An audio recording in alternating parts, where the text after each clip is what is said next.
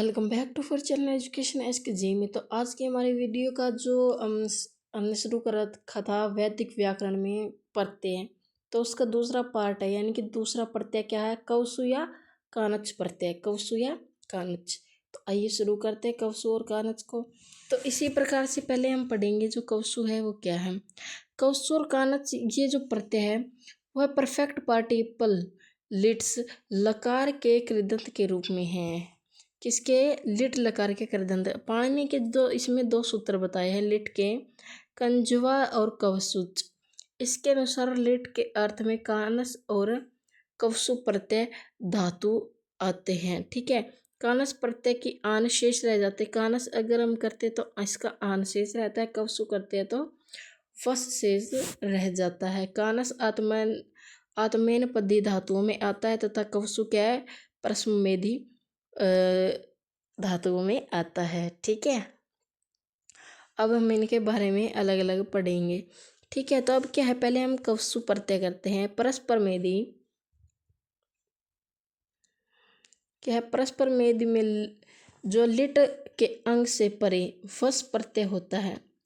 क्या जब हम कवसु का परस्पर लिट के साथ करते हैं तो उसमें कौन सा शेष रहता है, वस। पाणिनि के इस कवसु प्रत्यय इसे कवसु प्रत्यय कहा है। ठीक है, और डॉक्टर राम गोपाल का कथन यह है कि वैदिक भाषा में लगभग 50 से अधिक ऐसे अंग बने हुए हैं जो इस रूप में उपलब्ध होते हैं, जो कि कवसु प्रत्यय से बने हुए हैं। ठीक है, तो कवसु प्रत्यय पहले क्या, परसमेदी धातुओं के साथ लिट लकार में होता है और धातु के द्वितव होता है। कवसु का क्या शेष रहता है, वस शेष रह जाता है। जैसे क्री का धातु से अगर इसका करते हैं तो हमारा क्या बनता है, चक्रीवाण बनता है। ठीक है,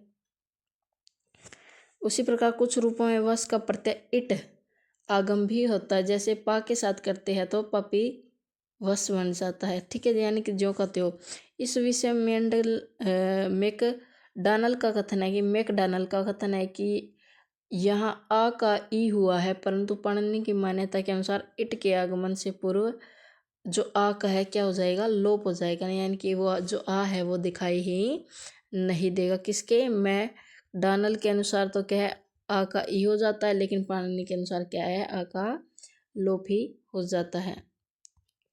ठीक है, आगे क्या है इसमें पाणिनि के उगंधित दंचा जो सर्वनाम है स्थान धातु, क्या है, पाणिनि के उगिदंचा सर्वनाम स्थानीय धातु, यानी कि इस सूत्र के अनुसार सर्वनाम के स्थान पर प्रत्यय के पूर्व कवसु अर्थात वस को नुम का आगम भी होता है।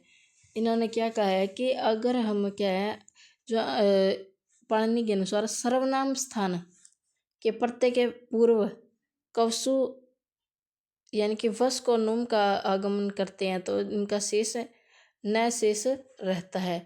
ठीक है, और इसी तरह से वत्स प्रत्यय में कुछ ऐसे ही धातु दिए गए, जिस तरह इनका एक उदाहरण कर लें, विद धातु के साथ विद्वान बन गया। ठीक है, और इसका दूसरा कौन सा था, कानच प्रत्यय। तो कानच प्रत्यय में क्या होगा, तो कानच प्रत्यय में क्या है, वो हमने पढ़ा परस्पर मेदी था, तो ये क्या, आत्म पदेन पद में था, आत्मनेन पदे। तो लिट में अंग क्या होगा, लिट में अंग के बाद क्या होगा, कानच का क्या रहता है, कानच का आंशेष रह जाता है। ठीक है, और फिर क्या, डॉक्टर राम गोपाल का कथन यह है कि वैदिक भाषा में प्रत्यय से बने रूपों का पर्याप्त प्रयोग, उसमें उसका कितना था, दूसरे का था हमारा कवसु का था 50 के रूप में, इसका है 80 उदाहरण मिलते हैं, जैसे यज्ञ के साथ।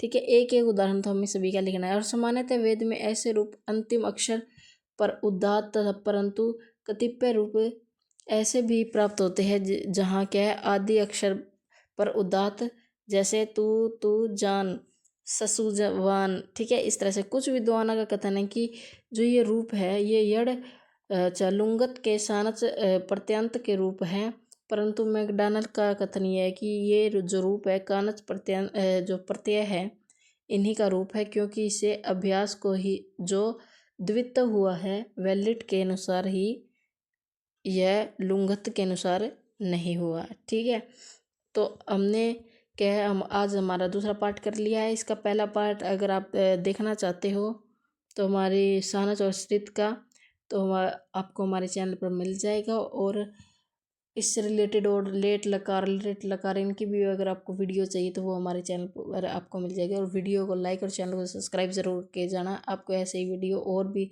बढ़िया बढ़िया ट्रिक के साथ मिलेंगे। Thank you.